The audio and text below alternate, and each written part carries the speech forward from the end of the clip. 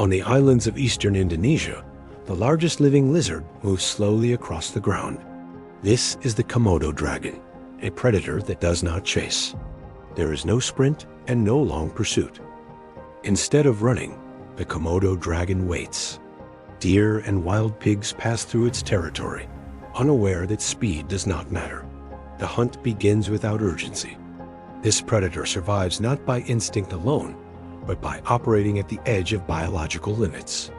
What looks slow is not weakness. It is a design that works beyond speed. The Komodo dragon does not rush because it cannot afford to. At this size, every movement costs energy and oxygen. Speed would push its body beyond what reptilian biology can sustain.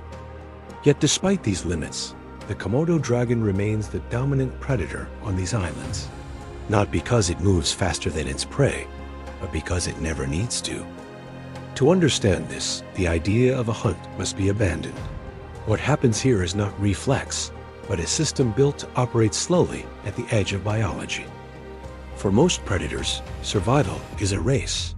Faster muscles, quicker reactions, and explosive movement decide who eats and who starves. This is the model we expect from carnivores. But this expectation breaks down on small, isolated islands. Space is limited. Energy is scarce. Chasing prey at full speed would burn more resources than it could ever return. For an animal the size of a Komodo dragon, speed becomes a liability. Every sprint would raise body temperature, drain oxygen, and push its metabolism toward collapse. Evolution did not remove these limits. Instead, it shaped a predator that avoids them by operating within a narrow margin, where effort is minimized and survival stays stable. What appears to be patience is not a behavioral choice. It is a biological necessity built into the animal's structure, where conserving energy is required for the body to remain functional. To survive at this scale, the Komodo dragon cannot afford excess.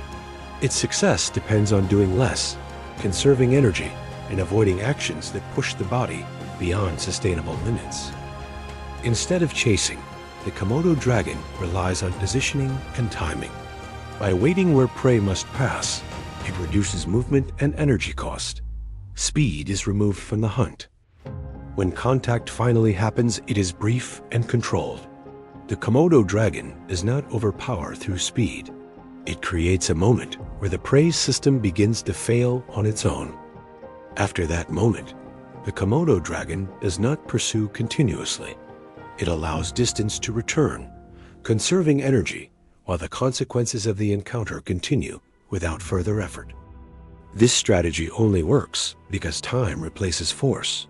The Komodo dragon remains dominant by waiting, letting biological processes do what speed never could.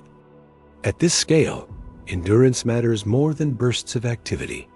The Komodo dragon avoids actions that would rapidly drain oxygen or raise body temperature beyond control. Its body is not built to recover from repeated sprints. Instead, it is built to remain stable while the environment and time apply pressure to the prey. What looks passive is actually precise. Every step not taken preserves energy that keeps this large reptile operating within narrow biological limits. In this system, success does not come from action. It comes from restraint, where survival depends on never exceeding what the body can safely sustain. The bite itself is not meant to end the hunt. It is designed to begin a process that continues long after contact is over, setting events in motion without further effort. Once the Komodo dragon releases, it does not chase. It allows distance to grow again, conserving energy while the effects of the encounter unfold. What follows is not a pursuit, but a waiting phase. The Komodo dragon rests in place, allowing time to replace effort and letting the system continue without further movement. For the prey, movement becomes costly. Stress and injury begin to disrupt balance, coordination, and endurance. The Komodo dragon does not need to follow closely.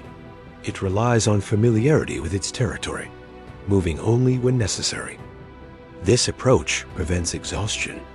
By avoiding continuous motion, The Komodo dragon keeps its body within safe physiological limits. In this system, victory is not immediate.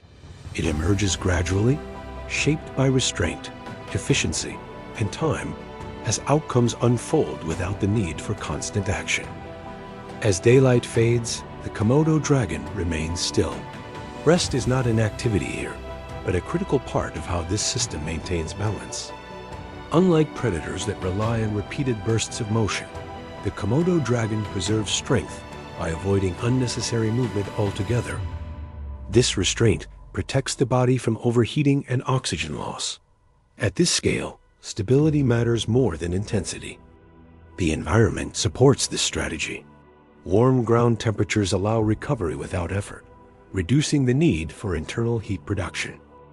As energy use stays low, the Komodo dragon can remain effective for long periods, sustaining its condition without frequent feeding or continuous movement.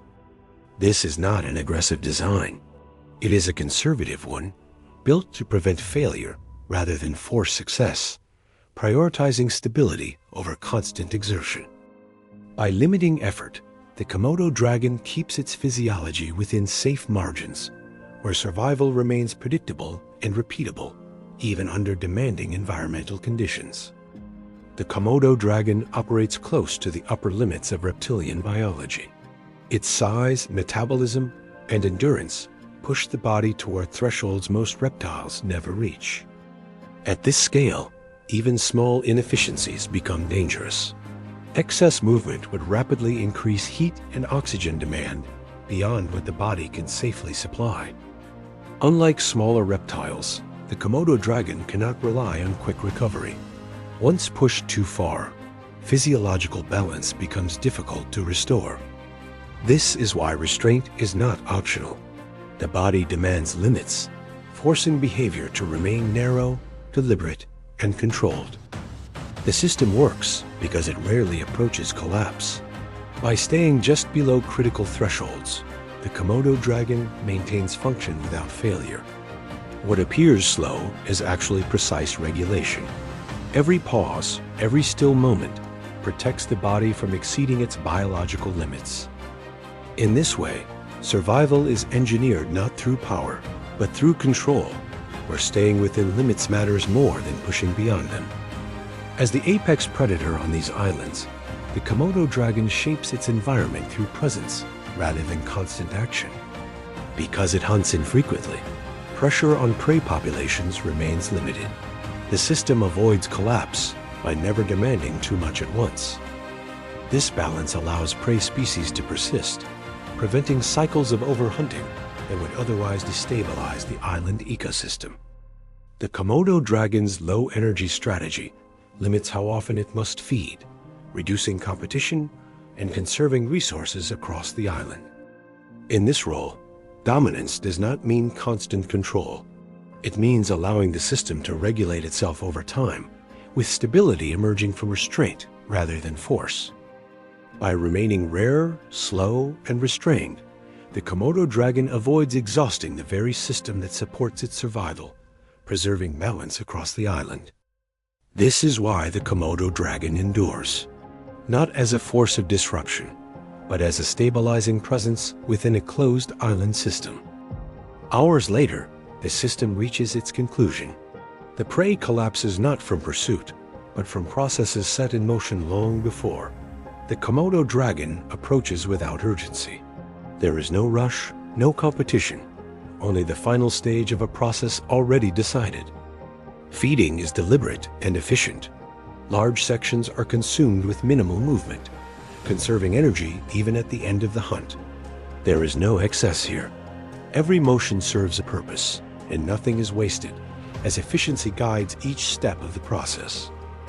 Other Komodo dragons may arrive over time, drawn not by speed, but by proximity and persistence, responding to a system that unfolds gradually rather than instantly. This is not chaos or violence. It is biology operating within limits, completing a cycle without interruption, guided by constraint rather than force. The Komodo dragon does not survive by speed or force. It survives by staying within the edge of what biology allows, where systems endure by never exceeding their limits.